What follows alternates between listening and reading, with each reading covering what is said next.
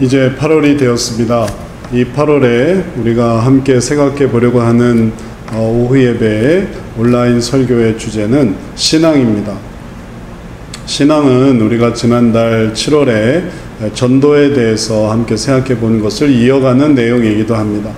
믿음을 갖게 되도록 우리가 권유하고 또 믿음을 갖지 않는 것과 믿음을 갖게 된다는 것, 이것을 우리가 함께 생각해 보면서 많은 사람들이 전도되기를 바랬다면, 이제 그 전도된 그리고 신앙을 갖고 있는 사람이 신앙을 유지하는 것이 필요합니다.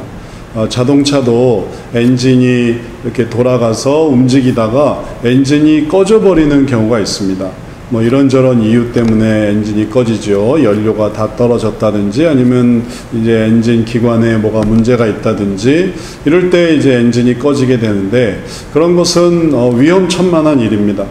주행 중에 엔진이 꺼져도 위험하고요. 그리고 또 이제 정지했다가 다시 가려고 할 때 엔진이 켜지지 않는 것도 큰 낭패입니다. 왜냐하면 원할 때 자동차가 주행을 하고 운행을 할 수 있어야 되는데, 그러지 못하는 것은 여러 가지 예기치 못한 일들을 만들어낼 수 있기 때문에 그렇습니다. 우리 신앙도 마찬가지입니다. 신앙인에게 늘 신앙은 항상 충만한 상태, 그리고 또 온전한 상태여야만 하지, 이 믿음이 떨어지고 신앙심이 옅어지고 또 믿음이 없어진다, 이러한 경우는 신앙인의 삶에 큰 어려움을 예고할 수밖에 없습니다. 물론 이것이 구원이라는 큰 과정에 있어서는 사소한 어떤 해프닝 정도로만 이해될 수도 있겠습니다. 왜냐하면 사람이 살다 보면 신앙이 커질 때도 있고 약해질 때도 있기 때문에 그렇습니다. 전체적으로 봤을 때 구원에서는 큰 문제가 없는다 하더라도 말이죠. 그렇다면 우리가 그럴 때마다 이런 신앙의 이 높고 낮음을 생각해 볼 수 있고, 그럴 때 필요한 것은 신앙적인 격려와 권면과 그리고 또 위로와 그런 것들이 필요하겠습니다. 그래서 오늘 우리가 이번 달에 그런 신앙적인 격려와 권면, 위로, 또 이러한 일들의 소망을 더 가질 수 있도록 더욱 자극하고 또 그것을 붙들어주는 것에 목표를 좀 더 가져보려고 합니다. 이를 위해서 오늘 함께 보려고 하는 말씀은 사도행전 10장 9절부터 16절에 내가 속되다 하지 말라 하신 하나님이라는 제목으로 함께 말씀을 보도록 하겠습니다. 우리의 인생 속에 더 큰 믿음이 필요할 때가 있습니다. 이제 자동차가 평지를 갈 때도 있지만 오르막길을 올라갈 때가 있습니다. 그럴 때 올라가다가 엔진이 정지하기도 합니다. 혹은 또 가다가 또 서는 경우도 있습니다. 기어를 사용하는 수동 변속기 같은 경우는 흔한 일이죠. 또 자동 변속기 같은 경우도 엔진의 힘이 약하거나 아니면은 또 올라가는 것이 쉽지 않을 수 있습니다. 그럴 때 우리의 삶 속에 필요한 것은 뭐냐면, 마치 자동차에서 악셀을 더 밟아야만 하는 것처럼 더 큰 의지와 그리고 노력을 할 필요가 있습니다. 그럴 때 이제 자동차가 그 높은 고지를 또 힘차게 올라갈 수 있는 것이죠. 악셀을 밟아야만, 속도를 높여서만이 아니고 이제 뒤로 물러나지 않고 위로 올라가기 위해서 또 악셀을 눌러줘야만 하는 것입니다. 그와 마찬가지로 우리의 삶 속에 더 큰 믿음이 필요할 때 우리가 더 하나님을 의지해야 되겠고, 또 그것은 자동차뿐만 아니라 우리가 오르막길을 올라갈 때도 마찬가지입니다. 더 힘이 필요합니다. 더 지치게 됩니다. 그럴 때 더 노력이 필요합니다. 그럴 때 믿음이 필요한 상황이 되겠습니다. 만약에 그런 것들을 하지 않는다고 한번 상상해 보십시오. 그래서 결국은 올라가지 못하고 정지했다, 아니면 그냥 내려오게 됐다라고 한번 생각을 해 보십시오. 자동차가 뒤로 밀린다든지, 자동차가 그냥 정지해 버린다든지, 아니면 우리가 걸어 올라가는 그런 오르막길을 지쳐서 힘들어서 그냥 멈춘다든지, 아니면 그냥 다시 미끄러져 내려온다든지, 그러면 삶 속에 일어나는 일들이 무엇일까요? 그것은 후회와 아쉬움으로 남게 됩니다. 그래서 우리가 이러한 일들을 하는 것이 더 좋은 것입니다. 하고 올라가면 보람과 성취감이 있지만, 그러나 그 시기를 극복하지 못하고 에라 모르겠다, 에이 난 다 끝났어, 틀렸어 하고 이렇게 쭉 미끄러져 내려오면 결국 삶 속에는 후회와 아쉬움이 있을 뿐입니다. 올라가기 어려운 점을 극복하지 못했던, 그리고 차라리 극복하지 않는 게 더 편할 것 같아 라고 해서 그 순간에 뒤처질 수는 있지만, 그거를 완전히 포기해 버린다면 그것은 더 미끄러져 내려갈 수밖에 없습니다. 이제 이러한 것을 더욱 올라가기 위해서 우리들에게 필요한 것이 바로 하나님께 대한 믿음입니다. 하나님을 더욱 신뢰하고 하나님을 더욱 의지하고, 그럴 때 하나님께 더욱 간절한 마음을 갖게 되고, 그것이 우리의 마음을 변화시킵니다. 또 믿음을 더욱더 크게 합니다. 아이러니한 일이죠. 운동하는 것을 생각해 보십시오. 몸이 더 아주 괴로우면 괴로울수록 몸이 더 건강해집니다. 무거운 것을 들기 위해서 애를 쓰고 땀을 흘리면 흘릴수록 몸에는 근육이 붙습니다. 그리고 또 살을 빼기 위해서 달리고 또 체력 단련을 하면 할수록 또 몸이 좋아집니다. 그냥 내버려 둔다고 해서 몸에 근육이 저절로 막 생기고 폐활량이 좋아지고 살이 빠지고 그러는 게 아니라, 그게 아이러니한 점이죠. 몸을 괴롭게 할수록, 힘들게 할수록 더 강해지는 법입니다. 믿음도 마찬가지입니다. 믿음을 어떻게 크게 할까요? 그냥 가만히 있으면 될까요? 위기를 피해서, 어려운 걸 피해서? 그렇지 않습니다. 도전하고 응전하며 또 하나님을 더욱더 간절히 부르짖고 찾으면, 그러면 더 믿음이 커지게 됩니다. 왜냐하면 그걸 통해서 결실이 생겨나고 경험이 생겨나고, 그 경험과 결실은 하나의 자기가 깨달은 중요한 성취의 모습이기 때문에 그렇습니다. 그러니 그 얻는 것이 믿음이 되는 것이죠. 그래서 믿음이 없어요, 믿음이 안 생겨요. 그러면 믿음을 갖게 될 좋은 방식이 있는데, 하나님을 의지해서 목표를 달리고 또 높은 곳을 향해 나아가며 또 그것을 도전해 보는 것입니다. 이제 여기에 또 딜레마가 있죠. 그걸 하려면 믿음이 있어야 되는데 믿음이 없어서 그걸 못합니다. 또 이렇게 나올 수 있습니다. 믿음이 없으니까 그거를 해봐야 됩니다. 그런데 또 그거를 하는 게 힘듭니다. 그러면 이러지도 못하고 저러지도 못하고, 그럼 이제 이게 악순환 되다 보면 믿음이 사라지는 것이죠. 이제 우리들에게 필요한 것은 힘이 다 빠지기 전에, 믿음이 다 사라지기 전에 이 얕게 남아있는, 조금 남아있는 그 믿음을 가지고 정말 더 활성화시키느냐, 아니면 믿음이 조금밖에 없어요, 전 믿음이 약해요, 그래서 그게 다 사라지게 내버려 두느냐, 그 결단이 남아있을 뿐입니다. 그래서 병이 들고 나면 운동이 소용이 없죠. 하지만 병이 들기 전에는 운동이 소용이 있습니다. 그래서 그 기회와 시간을 잘 활용하는 것이 우리가 더욱 선순환으로 나아가는 중요한 요소가 되겠습니다. 오늘 말씀은 바로 그러한 내용을 우리들에게 보여줍니다. 베드로에게 더 큰 믿음이 필요했습니다. 그에게 믿음이 없었을까요? 그렇지 않습니다. 그는 충만한 믿음이 있었습니다. 하지만 새로운 상황이 닥쳐왔습니다. 하나님께서는 그를 더 큰 높은 곳으로 인도했습니다. 그럴 때 그에게는 믿음이 더 필요했습니다. 그리고 그 모습이 바로 우리의 모습이 되고 있습니다.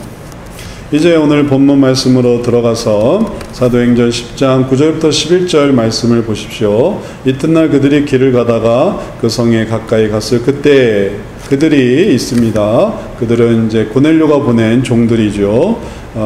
바로 사도행전 10장에서는 고넬료의 구원, 이방인 구원의 장면이 나타나고 있습니다. 그 일이 그냥 뚝딱 이루어진 게 아닙니다. 그 일이 이루어지기 위해서 베드로의 큰 믿음이 필요했습니다. 베드로의 결단이 필요했습니다. 그 장면이 나타납니다.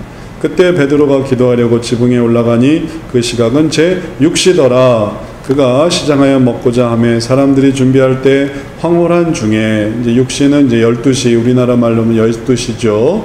0시부터 시작해서 0시가 이제 새벽 6시가 돼서 1, 2, 3, 4, 5, 6 하면은 이제 6이 바로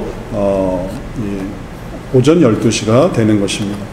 밥 먹을 때가 된 거죠. 점심시간에.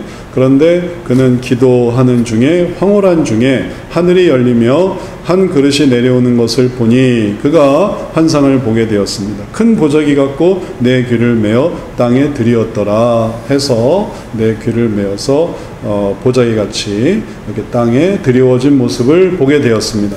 하나님이 뭔가를 보여주고 계십니다. 그것을 보는 것은 얼마나 영광스러운 일입니까? 또 얼마나 감사한 일입니까? 그런데 그 내용이 베드로에게 익숙하지 않은 또 베드로가 그렇게 기뻐하지는 않는 내용들이었습니다. 그 안에 있는 것은 정말 아름다운, 그리고 또 먹을만한, 그리고 또 아주 보기에 좋은 그런 것이 아니라 땅에 있는 각종 네 발 가진 짐승, 기는 거, 공중에 나는 거, 다시 말하면 다 부정하다라고 말하는 그러한 이 생물들이 담겨져서 내려왔습니다. 그리고 그게 뭔가, 그걸 뭐 어떻게 하라는 건가 라고 생각할 수도 있었을 텐데, 그때 하나님께서 그에게 주신 소리는 그걸 잡아먹으라는 것이었습니다. 13절 이어집니다. 또 소리가 있으되 베드로야 일어나 잡아먹어라 하거늘, 그걸 먹을 것으로 주신 것입니다. 점심시간이었죠. 사람들은 또 아래에서 점심을 준비하고 있었죠. 그리고 그 시장한 의미가 있을 때에 하나님께서 환상 중에 보여주신 건 뭐냐면은 온갖 부정한 것을 내려주시고 그걸 먹어라 라고 하셨던 것입니다. 베드로는 말했습니다. 주여, 그럴 수 없나이다. 속되고 깨끗하지 아니한 것을 내가 결코 먹지 아니하였나이다 하매, 그는 정말 한 번도 부정한 것을 먹어본 적이 없습니다. 한 번도 태어나면서 지금까지 결코, 그리고 오히려 적극적으로 그런 것을 우연이라도 먹어본 적이 없습니다. 의지적으로는 당연히 먹지 않았던 것이고요. 그것을 먹느니 차라리 먹지 않고 차라리 굶느니 그런 것을 먹지 않겠다 하는 분명한 확신으로 차 있었던 사람입니다. 그런데 하나님께서는 바로 그 결심과 그 단호한 신념과 그 의지에 도전하셨던 것입니다. 그걸 먹으라고 했던 것이죠. 이것이 하나님께서 주신 환상의 내용이었고, 또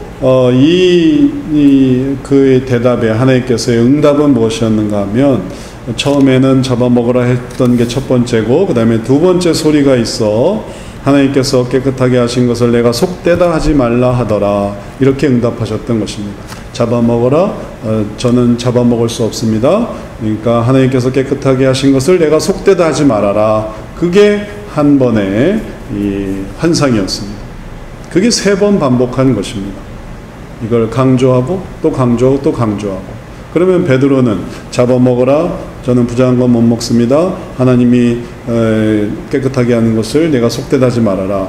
그럼 이것이 각각 3번씩 반복된 것입니다. 잡아먹어라, 잡아먹어라, 잡아먹어라. 못합니다, 못합니다, 못합니다. 속되다 하지 말아라, 속되다 하지 말아라, 속되다 하지 말아라. 얼마나 큰 하나님의 의지입니까? 하나님의 분명한 음성입니까?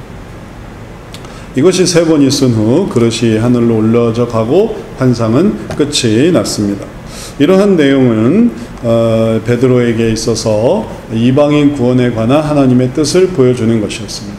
이방인에게 복음을 전하는 것, 그것을 그가 거리끼고 그리고 그것을 기피하며 그것을 거부할 때에, 그때 하나님께서 그러지 말아라, 하나님께서 그것을 원하신다, 하나님이 속되다 하신 것을, 하나님이 깨끗하다 하신 것을 네가 부정하다 하지 말아라. 그것은 바로 먹고 마시는 것에 관한 것이 아니었고 영혼 구원에 관한 것이었습니다. 대상에 관한 것이었습니다. 그것이 베드로에게는 어려운 일이었죠. 한 번도 하지 못했던 것을 해봐야 하는, 그래서 그러한 도전에 그에게 더 큰 믿음이 필요했고, 그는 결국 이러한 믿음을 가질 수 있었습니다. 이것이 우리들에게 보여주는 것이, 우리들도 그러한 주님의 도전과 그리고 부르심을 받는다라는 것입니다. 그리고 그러한 변화는 믿음을 통해서만 이루어질 수 있습니다. 하나님이 깨끗하게 하신 것이 정말 맞는지, 하나님이 정말 먹으라 하는 것이 정말 맞는지, 내가 그것을 들었지만 그것이 정말 하나님의 말씀이 맞는지, 그것을 확신할 때에 이 일들을 이룰 수 있습니다. 그리고 그러한 믿음이 다시 한번 이전에 정한 것만 먹고 익숙한 것만 먹고 또 원하는 것만 먹었던 삶보다 더욱더 어려운 삶이 되는 것이죠. 하지만 믿음이 있으면 감당하게 될 수 있습니다. 이러한 믿음의 삶이 우리들에게는 하나의 순종으로 나타납니다. 하나님께서는 우리들에게 이러한 일을 하기를 원하시고 저러한 일을 하기를 원하십니다. 이러한 사람을 만나고 또 저러한 사람을 만나기를 원하십니다. 이러한 환경에도 처하고 저러한 환경에도 처하기를 원하십니다. 사도 바울이 그러한 삶을 살았습니다. 빈궁에 처할 줄도 알고 풍요에 처할 줄도 알았습니다. 부흥하는 것도 보고 극심한 반대도 만났습니다. 아무런 열매를 맺지 못할 때도 있고 큰 열매를 맺을 때도 있었습니다. 그런 모든 것들 속에서 그가 추구했던 것은 뭐냐면 순종하는 것, 하나님의 뜻을 따르는 것이었습니다. 그럴 때 그는 3차에 걸친 전도 여행을 했고 로마에 가는 그러한 복음 전도의 삶을 살았고 그리고 그 속에서 순교까지 하는 거룩한 삶을 살아갈 수 있었습니다. 우리의 믿음에 관한 순종도 마찬가지입니다. 이 믿음에 관한 순종은 우리로 하여금 산을 넘게 하십니다. 바다를 건너게 하십니다. 들판을 건너게 하십니다. 또 이런 사람을 만나게 하십니다. 저런 사람을 만나게 하십니다. 어쩌면 가장 피하고 싶었던 그 사람에게로 우리를 인도하시는 경우도 있습니다. 마치 요나와 같이 가장 가고 싶지 않은 그 니느웨에 하나님께서 가게 하시는 것처럼 그것이 어떤 것일까요? 가장 낮게 하시는 모습일 수도 있고 가장 멀리 하게 하는 모습일 수도 있고 가장 높게 되기를 원하는 모습일 수도 있고 그거는 사람마다 다 기호가 틀려서 나는 가장 높은 게 좋은데요. 난 가장 낮은 게 좋은데요. 난 가장 가까운 게 좋고요. 난 가장 먼 게 좋습니다. 하는 사람한테는 그 반대가 의미가 있습니다. 가장 높기를 원하는 사람이 가장 낮은 곳을, 가장 낮기를 원하는 사람이 가장 높은 곳을, 가장 멀리 있기를 원하는 사람이 가장 가까운 곳으로 또 가장 가까이 있기를 원하는 사람이 가장 멀리 가는 곳으로. 왜냐하면 그럴 때 비로소 순종이 일어나기 때문에 그렇습니다. 익숙하고 또 자유롭고 그리고 마음 편안한 것은 순종이 필요 없습니다. 그러나 불편하고 또 거북하며 또 어려운 것 그럴 때 순종이 필요하고 그 순종의 핵심은 바로 믿음입니다. 하나님께서 이것을 부르셨다는 믿음, 하나님이 함께 하신다는 믿음, 그리고 하나님께서 이것을 원하신다는 믿음, 그러한 믿음을 온전히 추구할 때에 하나님께서 우리들에게 이러한 거룩한 일들을 이루어 가십니다. 이제 이 신앙의 삶을 우리의 삶 속에 다시 한번 적용하면서 우리의 삶을 한번 더욱 믿음의 모습으로 가져보시기를 바랍니다. 그럴 때 이전에 하지 못했던 새로운 일들을 하나님이 하게 하신 것, 하나님이 예비하게 하신 것, 하나님이 사용하게 하신 것, 바로 그것을 나타나게 할 수 있을 것입니다. 그러한 예화들은 너무나 많이 있는데 예수님께서 물을 포도주로 만드신 예화는 그 중에 참 의미 있는 내용입니다. 물로 어떻게 포도주를 만들까? 물이 어떻게 포도주가 될까? 하지만 하나님께서는 그 물로 포도주를 만드셨습니다. 믿음을 가지고 순종함으로 그걸 한번 해봐야지. 그것을 내가 따르는 것이 더 중요해 라고 하니까 그 일들이 이루어질 수 있었습니다. 8월 한 달 우리들의 삶 속에 어떻게 우리를 인도하실까요? 우리를 어떠한 세계로 우리를 부르실까요? 한 번도 가보지 못한 일들이 도대체 무엇일까요? 우리에게 믿음이 필요합니다. 그리고 이 믿음 속에서 하나님이 예비하신 것을 생각해 보십시오. 하나님께서 고넬료의 종들을 예비하시고 또 베드로를 예비하셔서 그들이 만나게 하신 것처럼 이제도 우리에게 만나게 하신 그것이 있고 그것을 믿음으로 준비해서 나도 이 깨달음을 통해 이제 우리가 만날, 내가 만날 또 다른 사람들, 또 주어지는 일 잘 감당해야지. 그럴 때 똑똑똑 찾아오는 사람들이 있을 것입니다. 그리고 따르릉 하고 연락 오는 것이 있을 것입니다. 그리고 또 우리가 하게 되는 우리들에게 다가오는 여러 가지 제안들이 있을 것입니다. 그런 것들을 하나님의 믿음으로 그래서 순종으로 하나님의 뜻을 이루어 가야지라는 믿음으로 시작해 보시길 바랍니다. 그래서 이 8월 이제 첫 주부터 이제 우리가 신앙으로 시작했는데 이 신앙의 결실을 충만히 누리고 하나님이 주시는 놀라운 삶 살게 되는 거룩한 주의 백성 되시기를 주의 이름으로 축원합니다.